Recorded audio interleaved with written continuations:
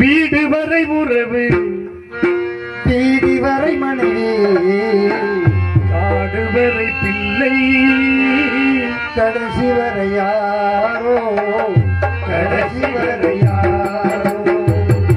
வீடு வரை உறவு, வீதி வரை மனைவி, காடு வரை பிள்ளை, கடைசி வரை யாரோ, கடைசி வரை